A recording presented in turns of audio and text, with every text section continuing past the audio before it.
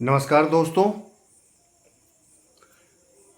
पिछले कुछ वीडियोज़ में कुछ अभ्यर्थियों ने यह रिक्वेस्ट किया था कि सामान्य अध्ययन या अन्य विषयों पर सहायक कुलसचिव के जो पूर्व में प्रश्न पत्र हुए हैं, परीक्षाएं हुई हैं, उसके मॉडल पेपर या उस पर किस प्रकार के प्रश्न आते हैं उस पर डिस्कशन कर लिया जाए।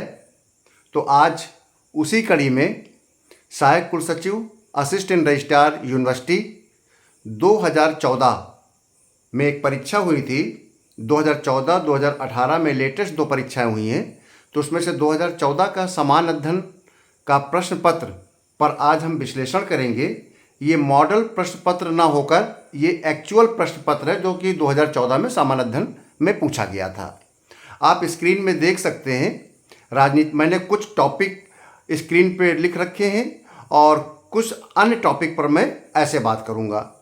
आप देखेंगे कि राजनीतिक व्यवस्था में 20 अंक का एक लॉन्ग आंसर, राष्ट्रीय आंदोलन पर एक 20 अंक का लॉन्ग आंसर, भारतीय इतिहास पर 20 नंबर का क्वेश्चन, शिक्षा पर आपके 20 नंबर का एक क्वेश्चन, अर्थव्यवस्था में 20 नंबर का, विज्ञान में 20 नंबर का, जनसंख्या पर्यावरण में 30 नंबर का और योजनाओं पे 10 नंबर का प्रश्न पत्र आया है और जो कि आपके सामने स्क्रीन में दिख रहा है।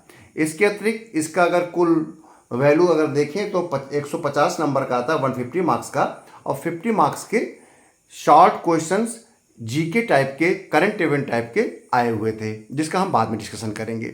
तो सबसे पहले आप देखिए स्क्रीन में राजनीतिक व्यवस्था संविधान से एक प्रश्न आया है जो कि मेरे 5 जो मेरे वीडियो थे ये राजनीतिक व्यवस्था संविधान पर थे। तो उसमें से एक क्वेश्चन ये 20 नंबर का पूछा गया था। पहला ही क्वेश्चन था कि अनुच्छेद 19 की, प्रश्न को मैं बोल देता हूं, भारत के मूल संविधान के अनुच्छेद 19 में किन स्वतंत्रताओं का उल्लेख था, इनमें से कौन सी अब इस अनुच्छेद में सम्मिलित नहीं है, प्रेस की स्वतंत्रता का वर्णन किस अनुच्छेद में है।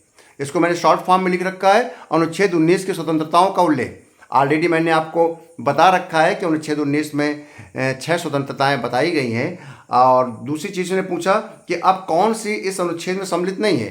तो मैंने आपको पहले बताया था कि राइट टू प्रॉपर्टी, संपत्ति का जो अधिकार है, पहले अनुच्छेद 19 में 7 अधिकार दिए गए थे, अब 6 बचे हैं। 7वां जो अधिकार था वो कि संपत्ति का अधिकार, वो आर्टिकल 300A में चला गया है। तो वो कौन सा अनुच्छेद है जो अब सम्मिलित नहीं है, तो संपत्ति का अधिकार सम्मिलित नहीं है। प्रेस की स्वतंत्रता किस अनुच्छेद में है, तो प्रेस की स्वतंत्रता 19(1)A में है। आपके मौलिक अधिकार के आर्टिकल जो 19 है, अभिव्यक्ति की स्वतंत्रता है, उसी में प्रेस की स्वतंत्रता है। तो 20 अंक का क्वेश्चन था। इसमें आप अनुच्छेद 19 के 6 स्वतंत्रताओं का विस्तार से वर्णन करेंगे और इसके पश्चात आप बता देंगे कि कौन सी स्वतंत्रता अब इसमें शामिल नहीं है, और यह आप बता देंगे कि प्रेस की स्वतंत्रता किस अनुच्छेद में शामिल है। तो एक क्वेश्चन राजनीतिक व्यवस्था का 20 अंकों का आया है। और दूसरा क्वेश्चन आप देखिए स्क्रीन पर, राष्ट्रीय आंदोलन 20 अंक का है। राष्ट्रीय आंदोलन में इसमें इन्होंने कुछ वर्ष लिख दिए थे, वर्ष 1902, 1919, 1930, 1931, 1946। तो आप देखिए 1902 का उल्लेख किया गया है। तो 1902 कहता है कि राष्ट्रीय आंदोलन में 1902 किस लिए प्रसिद्ध था। तो आपको बता दें 1902 में अनुशीलन समिति की स्थापना हुई थी। सतीश चंद्र बसु थे। ये एक प्रकार का, इनको हम ये कह सकते हैं, क्रांतिकारी समुदाय था अनुशीलन समिति, और सतीश चंद्र बसु ने इसकी स्थापना किया था 1902 में। और दूसरा जो काम हुआ था 1902 में, वो स्वदेशी आंदोलन का विस्तार किया गया था। और राष्ट्रीय समाचार कुछ पत्र थे जिनका विकास हुआ था, वो केसरी, अमृत बाजार, द हिंदू। तो 1902 इसलिए प्रसिद्ध है। तो जब आप राष्ट्रीय आंदोलन के किसी भी जीके की किसी भी किताब को आप लेंगे तो उसके जो वर्षवार विशेषताएं आएंगी, प्रत्येक वर्ष में कौन कौन विशेषता आई है, तो एक समान अध्ययन की, समान ज्ञान की किताब में भी ये महत्वपूर्ण वर्षों में इसका उल्लेख मिल जाएगा। दूसरा आया है आपका 1919 को आप पता है आपको कि इसमें आपको मॉन्टेग्यू चर्चगेट सुधार हुआ था। जलियांवाला बाग हत्याकांड भी इसी वर्ष हो गया था। रॉलेट एक्ट इसी वर्ष आया था। असहयोग आंदोलन की इसी वर्ष शुरुआत हुई थी और खिलाफत आंदोलन हुए थे। 4-5 आंदोलन 1919 में हुए थे। तो आप इसका आराम से लिख सकते हैं। अगर आप राष्ट्रीय आंदोलन को एक बार अगर सरसरी निगाह से पढ़ जाएंगे तो भी आपको 4-5 विशेषताओं में से 2-3 विशेषताएं आराम से आ जाएंगी। और 4 नंबर का एक प्रश्न था ये 1930 आता है कि 1930 किस लिए प्रसिद्ध था, तो आपको बता दें 1930 में ही सबसे पहले बार पूर्ण स्वराज की मांग हुई थी 28 जनवरी 1930 को। और नागरिक अवज्ञा आंदोलन जिसे हम दांडी मार्च कहते हैं वह भी 12 मार्च 1930 को ही प्रारंभ हुआ था। राउंड टेबल जो फर्स्ट कॉन्फ्रेंस था वह भी नवंबर 1930 को हुआ था। और चटगांव जो आपका शस्त्र कांड था जिसमें कि हथियार लूटे गए थे वह भी 18 अप्रैल 1930 का था, जिसमें मुख्य अभियुक्त आपके सूरसेन थे। अगला आता है 1931। 1931 में किस लिए प्रसिद्ध है, आपको पता है भगत सिंह, राजगुरु, सुखदेव को फांसी लगी थी 23 मार्च 1931 को। और गांधी इरविन पैक्ट हुआ था। इसीलिए कहा गया था कि अगर गांधी जी चाहते तो इनकी फांसी को मृत्युदंड की जगह पर आजीवन कारावास में बदला जा सकता था, क्योंकि गांधी इरविन पैक्ट होने से पहले अगर वो एक शर्त लगा देते तो। और दूसरा द्वितीय गोलमेज सम्मेलन हुआ था 1931 में। अब आता है 1946। 1946 बहुत इंपॉर्टेंट वर्ष है। 1947 में हमारा देश आज़ाद हुआ था। उससे पहले आपको याद आ जाना चाहिए कि कैबिनेट मिशन उसी समय आया था। रॉयल इंडियन नेवी विद्रोह हुआ था जिसमें कहा था कि भिखारियों को खाने की मांग नहीं होता है, क्योंकि हमारे रॉयल इंडिया के जो श्रमिक थे लगभग 1000, उन्होंने डिमांड की थी कि अच्छी व्यवस्थाएँ नहीं है और जिससे कि खराब व्यवस्थाओं में हमको जीना पड़ रहा है। तब इस प्रकार की जब बात कहा ब्रिटिश ने कि भिखारियों को अच्छा खाना या अच्छे व्यवस्था की मांग नहीं होती है, तब इसी आधार पर विद्रोह किया गया था। और आपका इसी वर्ष कैबिनेट मिशन आया था। प्रत्यक्ष कार्रवाई दिवस भी हुआ था जिसमें मुस्लिम लीग ने आर पार की लड़ाई के लिए कहा था प्रत्यक्ष कार्रवाई दिवस, क्योंकि ये भारत पाकिस्तान के बीच में 2 भागों में 2 देश के रूप में बंटना चाहते थे। अंतरिम सरकार भी 1946 में स्थापित हुई थी, सितंबर 1946 में नेहरू के नेतृत्व में। तो 1946 भी एक महत्वपूर्ण वर्ष है भारतीय इतिहास में। राष्ट्रीय आंदोलन के बाद आप देखिए भारतीय इतिहास, इसमें 10 अंक के 2 प्रश्न हैं, यानी 20 अंक का इसका भी वेटेज है। 2 प्रश्न आए हैं। एक प्रश्न है कि विश्व की प्रमुख प्राचीन सभ्यताएं।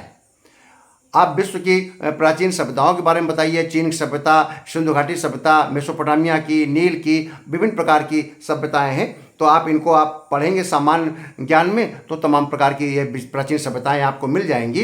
इसके लिए कोई विशेष जानकारी, विशेष ज्ञान की ज़रूरत नहीं है। आपको एक पतली किताब कोई भी सामान्य ज्ञान की लेंगे, अगर उसको आप अच्छे से तैयार कर लेंगे तो ये प्रश्न उसी से मिल जाएगा।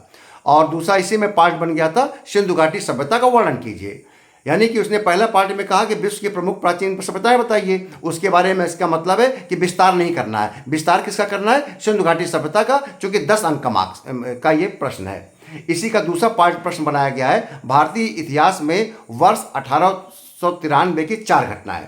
हाँ, मैं इसको ये कह सकता हूँ कि ये एक थोड़ा टफ प्रश्न है, क्योंकि 1893 सामान्य रूप से समान तरीके से किसी भी सामान्य विद्यार्थी के या छात्र के या ऐसा अभ्यर्थी जो 7 साल की सरकारी सेवा कर रहा है तो उसके जहन में अचानक 1893 नहीं आएगा, लेकिन समानता कभी एक आध ऐसा प्रश्न आ सकता है। इसमें हम आपको बता दें 1893 की 4 प्रमुख घटनाओं में तो पहला तो यही था कि स्वामी विवेकानंद ने शिकागो में धार्मिक जो स्पीच दिया था, जिससे कि विश्व में हिंदू धर्म का एक प्रकार का परचम लहराया था। उनके स्पीच से काफ़ी हमारी देश की भारतीय जो संस्कृति है उसको काफ़ी इम्पोर्टेंस मिली थी। तो 11 सितंबर 1893 था। और दूसरा 1893 में तिलक द्वारा गणेश चतुर्थी को फिर से पुनर्जीवित कर दिया था। पहले 1893 के पहले गणेश चतुर्थी को इतना महत्व नहीं दिया जाता था, लेकिन 1893 को तिलक द्वारा इसको बढ़ावा दिया गया। और पहला सांप्रदायिक दंगा बॉम्बे में भी 1893 में हुआ था। पहली बार हिंदू मुसलमान के बीच में एक प्रकार का विद्वेष या आपसी मनमुटाव पैदा हुआ था। श्रम आंदोलन का उदय हुआ था। उधर 1893 में पहली बार साउथ अफ्रीका में गांधी जी ने पहला नागरिक अवज्ञा आंदोलन स्टार्ट कर दिया था। और पूना सार्वजनिक सभा की स्थापना भी हुई थी। आपको तो ये आपके महत्वपूर्ण जो 4 घटनाएं हैं, मैंने 4 की जगह कई घटनाएं बता दिया है। स्वामी विवेकानंद की शिकागो स्पीच, तिलक द्वारा गणेश चतुर्थी का पुनर्जीवन, पहला सांप्रदायिक दंगा, श्रम आंदोलन का उदय, साउथ अफ्रीका में गांधी का पहला नागरिक अवज्ञा आंदोलन और पूना सार्वजनिक सभा की स्थापना। अब आता शिक्षा। ध्यान रहे सिलेबस में शिक्षा कहीं नहीं है, समान अध्ययन के में शिक्षा कहीं नहीं है, इसलिए आप ध्यान रखना कि 1 या 2 क्वेश्चन शिक्षा पर जरूर आएंगे, इसलिए शिक्षा पर आप अच्छी तरह से तैयार कर लें। इसमें जैसे एक प्रश्न आया प्राथमिक शिक्षा की चुनौतियों एवं समाधान, तो आप इसको किसी भी किताब से आप अच्छी तरह पढ़ लें कि प्राथमिक शिक्षा में क्या क्या चुनौतियां हैं, एक सामान्य अध्ययन के रूप में आपको अच्छी तरह पता होना चाहिए। और दूसरा है यूजीसी की भूमिका, यूनिवर्सिटी ग्रांट कमीशन, विश्वविद्यालय अनुदान आयोग। आपको पता ही है कि ये विनियामक संस्था है सारे विश्वविद्यालयों की, ये प्रशासनिक संस्था है विश्वविद्यालयों के संचालन की, प्रशासन की, और इसका काम गुणवत्ता को देखना है, इसका काम मान्यताओं को देखना है, एफिलिएशन को देखना है, अन्य जो काम है यूजीसी की, इनको आप अच्छी तरह से समझ लीजिएगा। अर्थव्यवस्था, अर्थव्यवस्था से देखिए एक 20 नंबर क्वेश्चन आया है, भारत की अर्थव्यवस्था की वर्तमान स्थिति। ये जनरलाइज क्वेश्चन आएगा, 14 में भी, 18 में भी, 7 में भी एक जनरलाइज क्वेश्चन आता है, कोई बहुत ज़्यादा अंदरूनी जाकर किसी टिप्पणी पर नहीं आता है। हो सकता है इस बार टिप्पणियाँ भी आए, तो हम आगे उस पर डिस्कशन करेंगे। अर्थव्यवस्था की तमाम महत्वपूर्ण टिप्पणियों को हम उस पर आपसे डिस्कस करते हुए आपका कॉन्सेप्ट क्लियर कर देंगे। तो भारत की अर्थव्यवस्था की वर्तमान स्थिति, तो ये इस प्रकार का क्वेश्चन है कि जिसमें आप जितना चाहें उतना लिख सकते हैं। आप इसमें अर्थव्यवस्था पर बता सकते हैं, इसके रेपो रेट बता सकता है, मॉनेटरी पॉलिसी बता सकते हैं, आपके महंगाई पर डाल सकते हैं प्रकाश, आपका विश्व में तृतीय या पाँचवीं विश्व की अर्थव्यवस्था तृतीय की ओर अग्रसर हो रही है, यह भी आप बता सकते हैं। आप बता सकते हैं कि हमारे देश में इस समय कितना विदेशी मुद्रा है, इस पर इसको भी आप लिख सकते हैं। किस प्रकार से अर्थव्यवस्था भूमंडलीकरण की ओर बढ़ रहा है, किस प्रकार की कर व्यवस्था है, जीएसटी से कितना हमको आय प्राप्त हो रही है, और आपका टोटल करों का किस प्रकार से रेशियो है, ये आप इन सब चीज़ों को डालते हुए लिखते हुए अर्थव्यवस्था पर वर्तमान स्थिति डाल सकते हैं। नोटबंदी का अर्थव्यवस्था पर प्रभाव, ये तत्समय ये बहुत ही ज्वलंत प्रश्न था, क्योंकि 2014 का प्रश्न है, उसके बाद ही उसी समय ये, क्योंकि 2014 का प्रश्न पत्र है और ये प्रश्न पत्र हुआ था 17-18 में, 3 साल बाद हुआ था, उसी समय नोटबंदी की सिचुएशन आई थी। तो तत्कालीन ये प्रश्न था, करंट का प्रश्न था। अब आप ध्यान रखिए, जो इस समय भारतीय अर्थव्यवस्था में जो भी वैश्विक बदलाव आ रहे होंगे उस पर निगरानी रखिएगा आप। और इसके साथ साथ हम जो महत्वपूर्ण इस समय अर्थव्यवस्थाओं के जो महत्वपूर्ण क्वेश्चन हैं और घटनाएं हैं, इस पर हम लगातार डिस्कशन करते रहेंगे। अगला बिंदु है विज्ञान। विज्ञान पर भी 20 नंबर का क्वेश्चन आया है। आप देखिए, विज्ञान से मैंने पहले बता रखा था, जब मैंने डिस्कशन किया था सामान्य अध्ययन में अपने दूसरे तीसरे वीडियो में, तो मैंने बताया था कि विज्ञान पर सामान्य क्वेश्चन आएंगे, आपको विशेष विशेषज्ञता पर ध्यान नहीं रखना पड़ेगा। आप देखिए, आया सोलर सेल, आंसू gas, Ebola virus, BrahMos, modem, ये सामान्य प्रगति के क्वेश्चन है। सोलर सेल को आप जानते हैं, आजकल सूर्य घर योजना चली रही है, और ये कहता ही है प्रकाश ऊर्जा को विद्युत ऊर्जा में परिवर्तित करना सोलर सेल का काम होता है। और थोड़ा इसको विस्तार और दे दीजिएगा, चूंकि टिप्पणी आई है 30 से 40 शब्दों में आपको टिप्पणी लिखनी पड़ेगी, 50 शब्द पेपर में अपेक्षा करता है।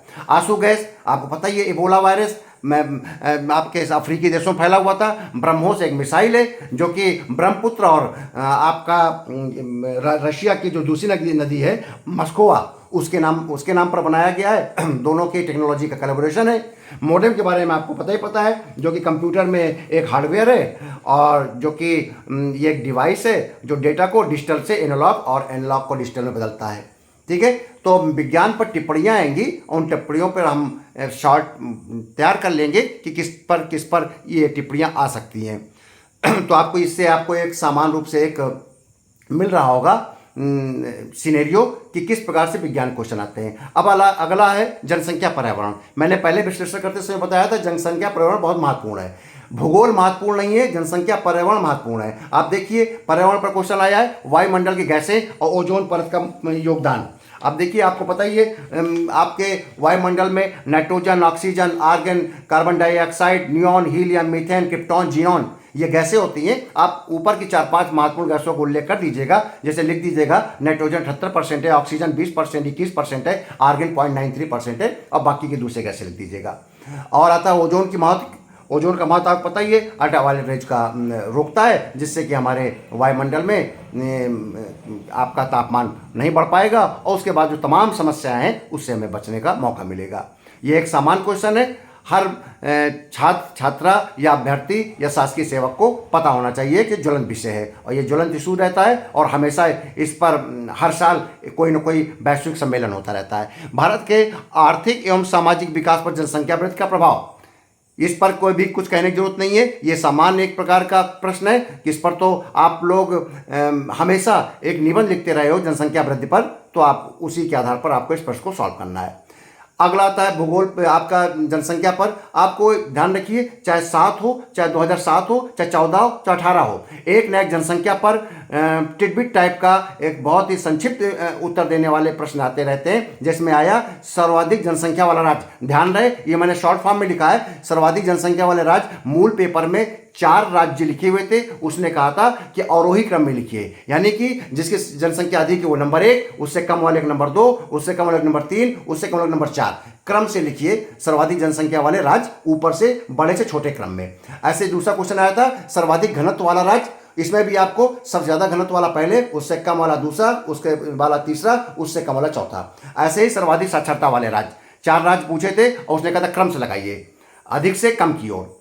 तो इस प्रकार से आपका 30 नंबर का मैं देख रहा हूं जनसंख्या पर्यावरण पर क्वेश्चन आया है। एक बात ध्यान रहे, मूल प्रश्न पत्र का पार्ट नहीं है, योजनाएं अनिवार्य रूप से आते हैं। हर व्यक्ति योजनाओं को अच्छी तरह से कंठस्थ कर ले। 10 से 20 नंबर की योजनाएं आएंगी। 2007 में भी योजनाएं आई है, 14 में भी आई है, 2018 में भी आई है। 2014 में बेटी बचाओ बेटी पढ़ाओ पर और सर्व शिक्षा अभियान पर 2 टिप्पणियां आई थी। तो आप योजनाओं पर फोकस करेंगे और वो हम लोग ये देखेंगे कौन सी महत्वपूर्ण योजना है, उस पर फोकस किया जाएगा।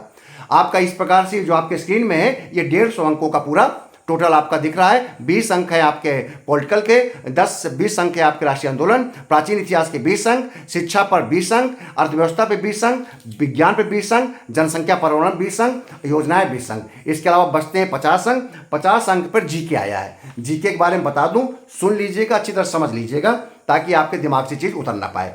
आपका एक 10 नंबर का अंक आया था चर्चित। उस समय वो चर्चित व्यक्ति थे। 2014 का पेपर था 16-17 में, क्योंकि आपको फिर बता दूं मैं 2014 कुल सचिव का पेपर 2018 में हुआ था, तो इसलिए 2018 आपको मैं डेट भी बता देता हूं। सॉरी, ये 17 में हुआ था पेपर। ये पेपर हुआ था 19 मार्च 2017 को। ये 19 मार्च 2017 को पेपर हुआ था 2014 का। इसमें प्रश्न आया था जो जीके के चर्चित व्यक्ति थे, उसमें था Antonio Guterres, Urjit Patel, PV Sindhu, Bezawada Bilson, justice RM Lodha. ये तत्समय प्रसिद्ध थे, चर्चा में थे। इसलिए ये मत सोचिएगा कि आज आपको इनके बारे में नहीं पता है। ये 16 में 15 में ये चर्चित थे, इसलिए इतना इंपॉर्टेंट नहीं है। और अब आपको इसलिए ये एक आधार मिल रहा है कि आपको पर्सनालिटीज़ पर, आपको फेमस पर्सनालिटीज़ पर जो करंट में चल रहे होंगे उनको आप कोई भी करंट मैगजीन जरूर लीजिएगा। उस करंट मैगजीन से आप इस प्रकार क्वेश्चन तैयार करते रहिएगा। दूसरा एक क्वेश्चन आया था लेखकों के नाम, पुस्तकें दे देगा, लेखक पूछेगा। ये वो जीके है, वो सामान्य ज्ञान है जो 50 नंबर में 50 नंबर आपको पूरे मिल सकते हैं और आप मेरिट पे अपना स्थान बना सकते हैं सामान्य अध्ययन में, जिसमें पूरे अंक मिलेंगे। जो अभी तक मैंने डिस्कशन किया है उसमें तो कहीं ना कहीं नंबर कटेंगे, लेकिन ये सामान्य जो ज्ञान आएगा इसमें अंक आपके पूरे मिलेंगे। इसलिए आप कोई भी पतली मैगजीन, चाहे आपके अरिहंत की हो, चाहे आपके प्रतियोगिता दर्पण की हो, कोई भी पतली मैगजीन जो कि आप हमेशा अपने पास रखिए, अपने ऑफिस में रखिए, ऑफिस की दराज में रखिए और जब मानो सामान्य ज्ञान पढ़ना शुरू कर दीजिए जब भी मौका मिले। इसमें एक किताब है सेल आउट, उस समय महत्वपूर्ण किताब थी। ये पॉल बीटी की थी, इनको बुकर प्राइम मिला था उस समय 2016 में, इसलिए किताब थी। इसलिए द सेल आउट नाम से आप मत सोचिएगा कि किताबें बड़ी टफ पूछी जा रही है। जब आप सामान्य ज्ञान पढ़ेंगे, करंट इवेंट पढ़ेंगे तो आपको याद आ जाएगा। अब जो किताब पूछी जाएगी इस समय की करंट जो चर्चित होगी, जिसमें बुकर प्राइज मिला होगा, साहित्य का पुरस्कार मिला होगा, नोबेल पुरस्कार मिला होगा साहित्य का, वही किताबें लगभग पूछी जाएंगी।